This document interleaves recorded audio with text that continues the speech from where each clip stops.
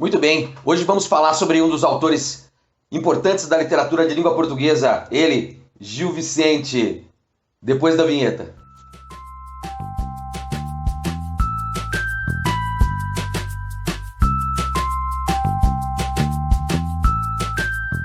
Alto da Barca do Inferno é uma das peças populares mais famosas desse escritor luso, século XVI, 1517 é a data desta publicação, desse trabalho de Gil Vicente, que era também, digamos, apadrinhado pelo mecenato local das terras portuguesas. Ou seja, ele era sustentado pela nobreza também.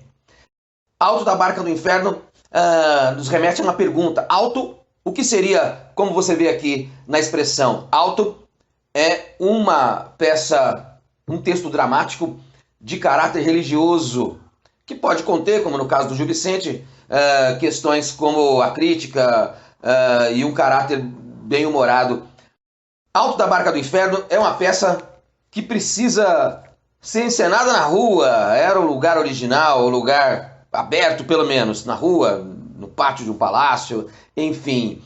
É uma comédia baseada numa máxima que é rindo corrigem-se os costumes. Gil Vicente acreditava que poderia criticar, que poderia mudar, modificar os costumes da sociedade portuguesa da época através da comédia. Vejam, são 10 figuras que aparecem em cena, 10 figuras que vão ser julgadas pelas entidades morais da época, a Igreja Católica, pelo diabo e pelo anjo. São 10 figuras. O fidalgo é o primeiro e, mais ou menos numa ordem, o frade, o onzeneiro, Brígida Vaz, o judeu, o enforcado, o corregedor, o procurador, os 4 cavaleiros, vou chamar de um elemento só, os 4 cavaleiros, além do anjo e do diabo, os protagonistas dessa comédia. A história é bastante simples. Num espaço delimitado, existem 2 barcas.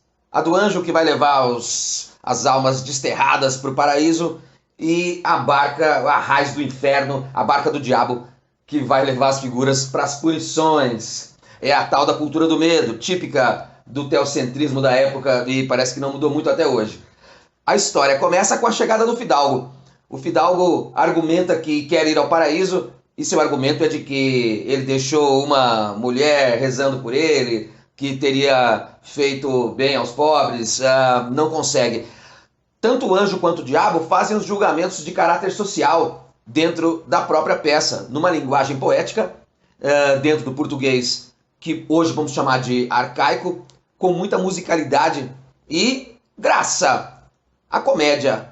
Vejam que o frade, uma das figuras que representa o poder temporal no governo português, de qualquer forma, o frade é condenado ao inferno. Ele vem com uma amante, a senhora Florença, e também vem armado com uma espada. E ele é julgado e condenado ao inferno. Muita gente vai perguntar apressadamente, ora, Gil Vicente não era sustentado pela nobreza, que também é ligado ao clero? Como que permitiu, então, na época, que o frade fosse ao inferno? Bastante simples.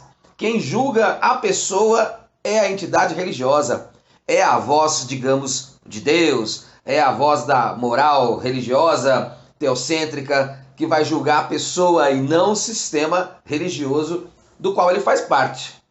Vejo que no caso do judeu isso se confirma. O judeu aparece na cena carregando um bode, que é seu símbolo de comércio e também pode ser uma referência ao demônio, como era considerado pela cultura ocidental daquela época. Todo mundo sabe que na iconografia medieval nós vamos encontrar a figura do demônio desenhada, configurada como um bode. É uma referência à tragédia grega, mas isso é uma outra história. O judeu chega com o bode e ele quer ir ao inferno. Veja como Gil Vicente faz sua exposição ideológica. Ele coloca o judeu na peça e acaba reforçando uma ideia que a igreja, digamos, também destacava. O judeu não é uma figura boa. E procura diretamente o anjo. O anjo não quer falar com ele. Procura o diabo não quer levá-lo. o anjo e o diabo acabam trocando de posição, de conduta nesse episódio. É bem interessante, porque de tanto insistir, o judeu chega a oferecer dinheiro para o diabo, que recusa. De tanto insistir, o próprio diabo vai acabar permitindo que o judeu vá para o inferno, mas vai atrelado na ré, vai atrelado por um cabo, numa outra prancha.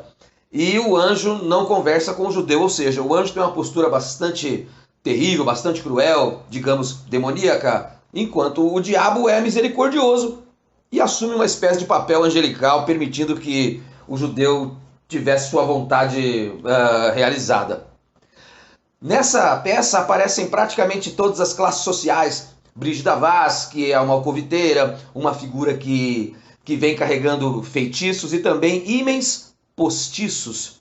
Algo muito comum naquele período, encontrar mulheres que costuravam os ímens das moças que perdiam virgindade com aqueles que não iriam se casar. Então era algo muito comum, sustentado por famílias mais ricas, que existisse essa pessoa que restaurasse a virgindade, restaurava a virgindade das moças. Brígida Vaz. Também o enforcado que roubou, também o sapateiro que cobrou muito caro pelos seus serviços, também vai ao inferno. Mas há quem vá ao céu. O parvo, que é conhecido como uma figura abobalhada, ingênua, ele enfrenta o diabo num discurso bastante poético, engraçado, ofendendo o diabo, dizendo que morreu de caganeira, e acaba se impondo verbalmente sobre o diabo, e aí se aproxima do anjo. O anjo pergunta quem ele diz que é ninguém, e então o anjo permite que ele vá à barca do céu. São apenas duas entidades que vão ao céu, o parvo e os 4 cavaleiros. Eu vou chamar de um grupo só, que vão ao céu diretamente porque lutaram por Jesus Cristo e conseguiram então um lugar no paraíso.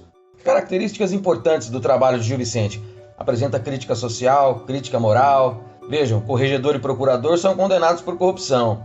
O onzeneiro é condenado por usura, cobrava juros, empréstimos financeiros. Existe o caráter medieval pela temática religiosa e também o caráter renascentista pelos assuntos cotidianos do homem. É a marca do antropocentrismo. Por isso, o humanismo, dentro da história da literatura, combina melhor com o estilo de Gil Vicente. É período de transição entre o fim da Idade Média e o começo da Era Moderna, que é o Renascimento. Pois é, não deixe de curtir nossa página. Deixei aqui na descrição algumas outras obras, algumas outras videoaulas ligadas ao tema teatro e literatura portuguesa. Bom estudo, até mais!